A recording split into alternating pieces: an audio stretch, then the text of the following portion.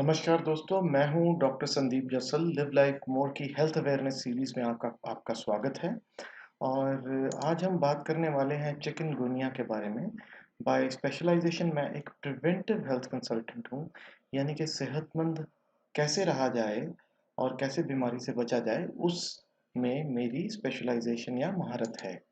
और इसके अलावा जो चिकनगुनिया के बारे में जब हम बात करते हैं, तो ये अभी हाल ही में बहुत ज़्यादा प्रचलित बुखार पाया गया है, ख़ास तौर पे हमारे इंडिया में। और ये एक वायरल इन्फेक्शन है जो आम तौर पे मच्छर के काटने से हमें फैलता है। इसका जो कैरेक्टरिस्टिक है, जो इसकी लक्षण है, वो आम तौर पे हाई फ़ीवर यानी कि तेज़ बुखार हुआ करता है। और टेम्परेचर यहाँ तक कि टेम्परेचर जो है वो 102 दशमलव तक भी जा सकता है, 102 डिग्री फ़ारेनहाइट पर। और इसका एक और बहुत ख़ास लक्षण है जो बहुत प्रोमिनेंट है, और वो है सिवियर बॉडी पेन, जिसमें कि बदन दर्द इस प्रकार की होती है कि वो असहनीय होती है, और जॉइंट पेन भी बहुत ज़्यादा। उसके अलावा इसमें काफ़ी सारी सूजन, बहुत सारे केसेस में मैंने पाया है कि सूजन देखी गई है जोड़ों में। सिवियर हेडेक यानी कि बहुत ज़्यादा तेज़ सिर में दर्द, अबंडेंट रैशेस, एक खास तरह के चकत्ते जो हैं वो शरीर पर, चमड़ी पर पाए जाते हैं इस बुखार में, जिसमें चमड़ी थोड़ी लाल हो जाती है, और उभार भी हो सकता है और हल्के-हल्के दाने भी हो सकते हैं। कंजंक्टिवाइटिस यानी कि आँखों का आना जिसे हम कहते हैं, या आँखें लाल होना, आँखों से पानी का बहना। और ये भी एक बहुत कॉमन लक्षण है कि आपका स्वाद की जो शक्ति है, जो हमारा लॉस ऑफ टेस्ट हो जाता है इस बुखार में, वो भी एक अच्छा लक्षण पाया गया है। मुंह में छाले, माउथ अल्सर्स जिसे हम कहते हैं, वो भी बहुत कॉमनली पाए जाते हैं। और चिकनगुनिया, मैं ये बताना चाहूँगा कि कभी-कभी लाइफ थ्रेटनिंग यानी कि जानलेवा भी हो सकता है, लेकिन आमतौर पे ये अपने आप ठीक होने वाली बीमारी है, जिसमें वायरस जो है वो आपके इम्यून सिस्टम यानी कि आपकी रोग प्रतिरोधक शक्ति को बहुत बुरी तरह से प्रभावित करता है, उसको इफ़ेक्ट करता है, और आपकी इम्यूनिटी डाउन आ जाती है।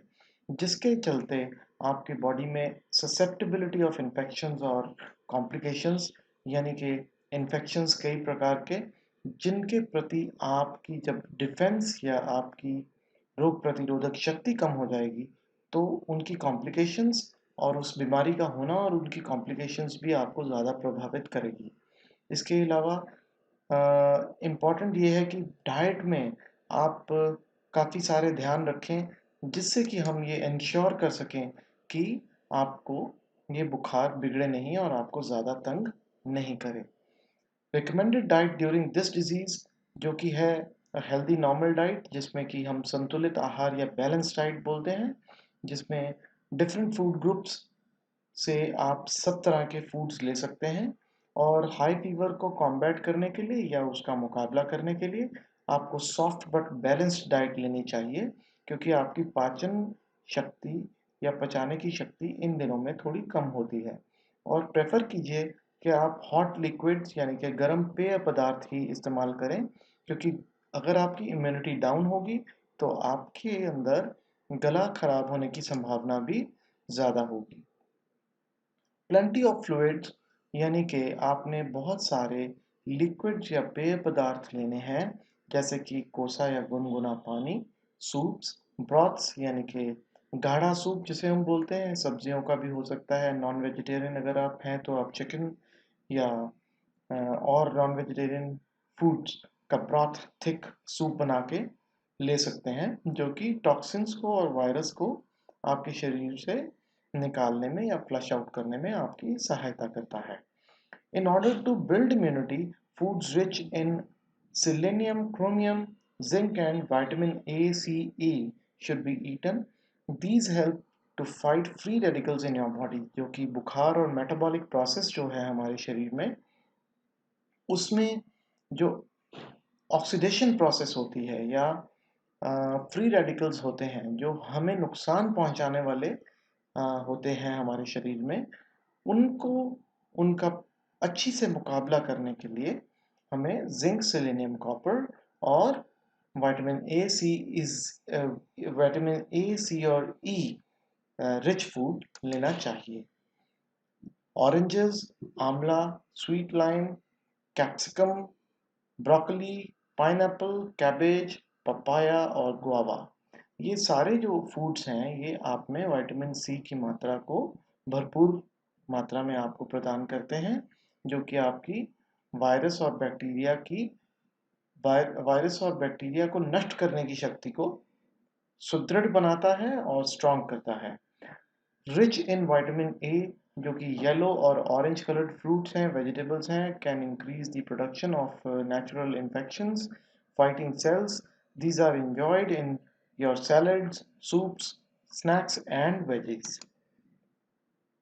ईटिंग रेडिश, मूली का खाना, जो हमारे अंदर बलगम बनती है इन दिनों में, उसको थिन करता है या उसको पतला करता है या म्यूकोलाइसिस करता है, जो कि क्लियर रखता है हमारे जुकाम या साइनसिस को, जुकाम को या छाती में जमा होने वाली बलगम या फ्लेम को। Supplementing the diet with good sources of omega-3 fatty acids like fatty fishes and then almonds, walnuts and flax seeds can also reduce inflammation या फिर सूजन जो आपके जोड़ों में ये पैदा करता है। इसके अलावा there is a hot concoction जो हमने एक डिज़ाइन किया है कि एक काढ़ा जो आप बना करके पी सकते हैं, जिसमें कुछ हर्ब्स हैं जो बहुत सेफ हैं लेकिन आपको बहुत ज़्यादा फायदा देने वाली हैं।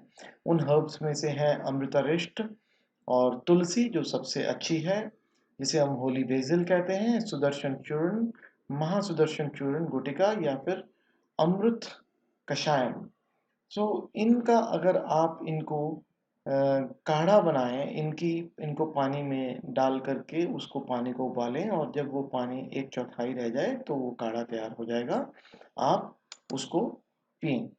और अधिक जानकारी के लिए किसी भी रोग पर जो हम आपकी सहायता कर पाएं तो आप हमसे ज़रूर संपर्क करें। हमारा नंबर है, जो मेरा नंबर है डॉक्टर संदीप जसल, 9815502203, और मैम जो कि डाइट कंसल्टेंट हैं उनका नंबर है 9878443111।